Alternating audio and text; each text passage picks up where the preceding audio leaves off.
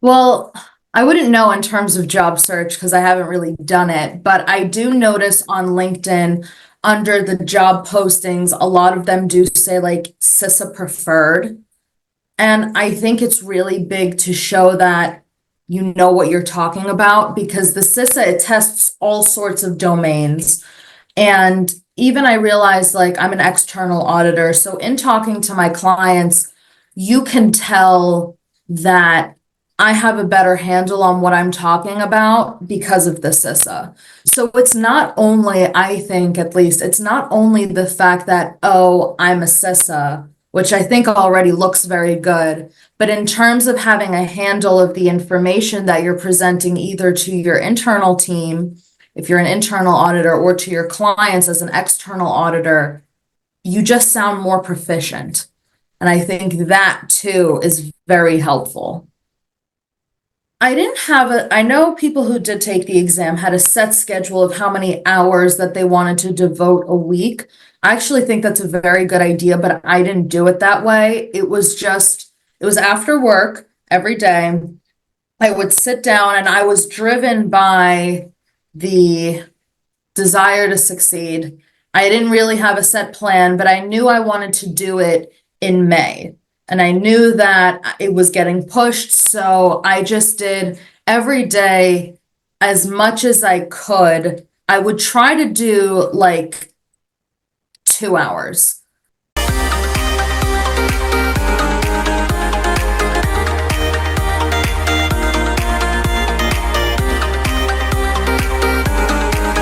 Hello everyone, welcome to CISA This Much. This is Aditya, and today we have with us Melissa, who has recently qualified as CISA. So, Melissa, first of all, heartiest congratulations. And how does it feel qualifying your CISA in the first attempt? So good. I'm definitely relieved, especially after work, not having to study anymore is the really big one. I almost don't know what to do with myself now after work, like just finding like new things to occupy my time rather than just sitting and studying from 6 to 10 p.m. 6 to 10 p.m. Okay. All right. Okay. So I'll be asking you a lot of questions. So before that, can you please introduce yourself to our audience and what's your background, educational background, experience background, and what made you choose this certification CISA? Yeah, okay. So I went to the University of Pittsburgh. I'm from America. My major was information systems, so I do have the IT. I've been working in the industry for 2 years, so I'm a provisional CISA now. I don't have the certification yet. I need one more year of work experience before I can qualify for the official certification. What made me choose CISA was I know it's the test. It's the test to take in this industry, and I know it's like very heavily regarded and very heavily weighed. So I figured I knew I wanted to get a certification. I'm very into the whole continuous learning. I think that's one of the greatest advantages of being in the information systems field. The fact that there's that opportunity always to continue learning to become the best IS auditor that you can be. That's my goal. So I knew that if I was going to study hard, I wanted to get the biggest certification. Last year, I took the AWS Cloud Practitioner test, and that's not as big of a deal. And I really studied for that test. So I knew if I wanted to study, I wanted the biggest certification that there was. And that's what made me choose the CISA. Okay, all right. So thanks. So as since you have mentioned about the biggest certification, how much time did it take for you to, right from starting this course, studying for this course till qualifying it? So how much approximate time it took for you, and how much time you recommend to others? I did 5 months. And so I started in January and I started at the beginning of January and I ended up taking it at the end of May. So it was 5 full months. I think it was possible for people to do it in a shorter period of time. I wasn't studying every single day. I was planning on taking it sooner, but I had some family problems and some personal issues that was pushing the time that I was scheduled for out. I think that people can do it in 3 to 4 months. I think it just depends on the dedication. Because if you want to do it in such a short timeline, that's fine, but it's going to take a lot of work and a lot of time dedicated each day. But I think the most important thing is that you cover all the course materials and all the materials that you're set out to, because that's your biggest resource. All right. And would you also recommend this course CISA to someone who is just starting or at the early phase of their IT audit career? Or is it like this certification is only for a person who's having a lot of years of experience in this field? Aaditya, I could not have done it without your course. I would recommend it to anybody and everybody who is a CISA aspirant. The way you break things down is so easy to understand from anybody who's watching it. You brought it back, I remember, in a lot of when we were talking about like preventative controls, you brought it back to real world scenarios, which was very easy to understand. I also read the entire CRM, and that was a lot. That was much harder to understand. I feel like that I watched your videos first and then read the book. And only then was I able to understand what the book was saying, because I was able to relate it back to your videos. They were very, very easy to understand and very straightforward. Perfect. Thanks a lot. And what used to be your schedule? So, if I can ask you that question, because since you have also mentioned the fact that even though you were studying for the 5 months, there was some time where you were not able to devote, more for the studies part. And this is something which happens with everyone. Everyone goes through the same phase. Everyone are working professionals. Putting and devoting hours for studies, sometimes it gets really difficult. So what used to be your everyday schedule? Like, did you have some strategy? Okay, I'll be studying in the morning, I'll be studying in the evening, or like anything which you want to share? I know people who did take the exam had a set schedule of how many hours that they wanted to devote a week. I actually think that's a very good idea, but I didn't do it that way. It was after work every day. I would sit down and I was driven by the desire to succeed. I didn't really have a set plan, but I knew I wanted to do it in May. And I knew that it was getting pushed. So I just did every day as much as I could. I would try to do like 2 hours. Because if you only do like 30 minutes, you're not really getting anywhere, especially with the videos. Some of those videos were so long, especially in section 5. So I knew that was for the videos. I just did as much as I could. And then for the questions, I would say like I wanted 5 weeks of just MCQ questions. So that involved watching your MCQ videos, doing ISACA's practice tests, doing the pocket exams on your app, the pocket tests, and then the mock exams.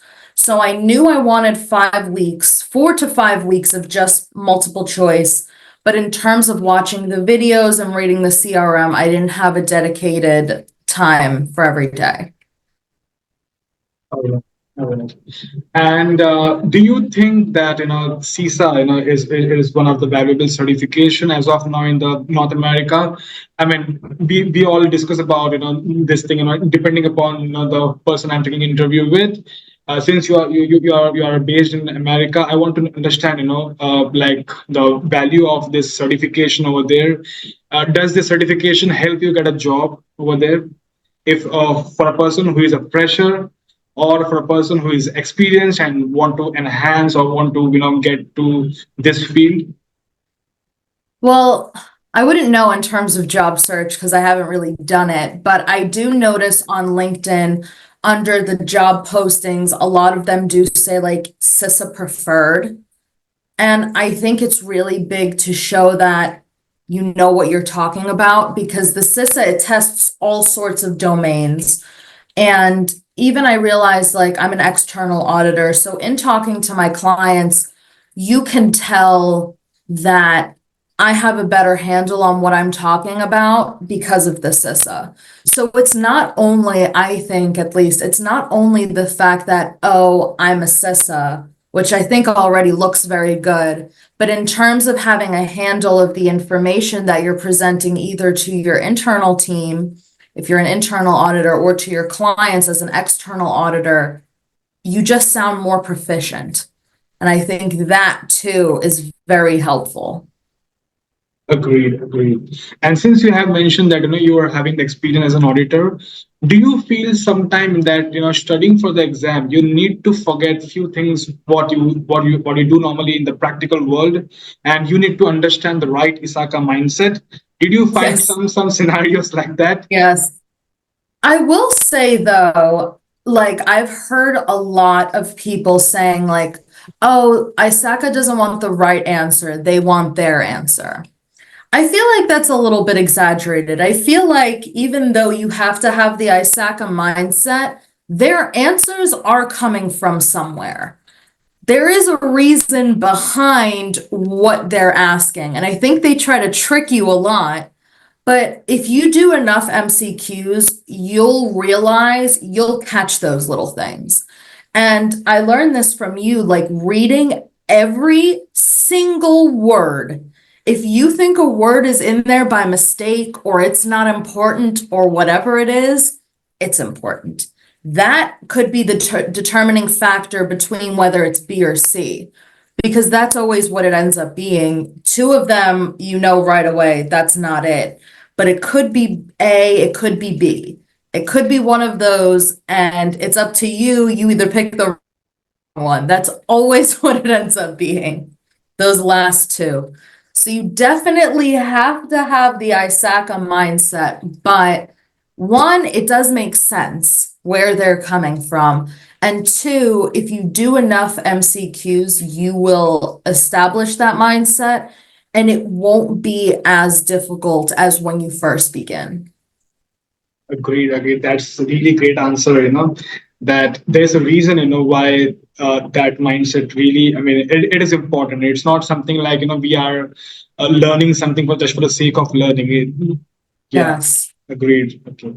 All right. So, any last tips or any piece of advice you would like to give to the audience who are the current CISA aspirants, and any tip you would like to share with them? Yeah, for sure. So I actually, and this is a little bit unorthodox, I used ChatGPT a lot. I think it is incredibly helpful. I thought that when we did the QAE from ISACA, sometimes their reasons for why the correct answer was the correct answer was not fully, I didn't understand fully why they chose one over the other. And it was very helpful to copy and paste the entire question into ChatGPT and ask why that is the answer.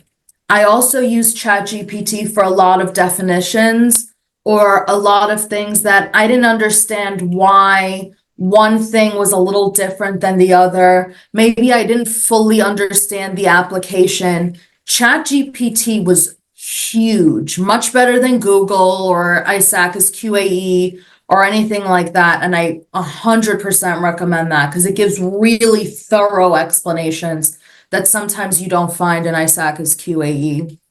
Agreed, agreed. And sometimes what happens is that like if we just put the question to the chat GPT, they might have that different perspective. But when we even give the answer to them that this is the Yes. answer, and now you need to give me the reason why this is the answer and not the other Yeah. ones. And then they will try to give you the reasons which will align with the ISACA mindset. Yes, absolutely. And sometimes I would even put a little bit of ISACA's explanation in there and say like it has to do with encryption or whatever, like whatever keyword that was in the ISACA explanation.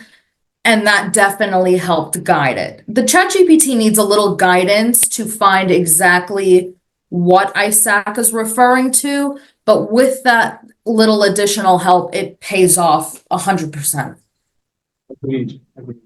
And one more question. So, what were the challenges for you? So, if I have to ask, this question, so during your entire 5 months of journey, if I want to ask, what was the biggest challenge or hurdle for you, which you feel, okay, this is something which I have, accomplished, and this is something, which I have to face this. So, any such thing which you.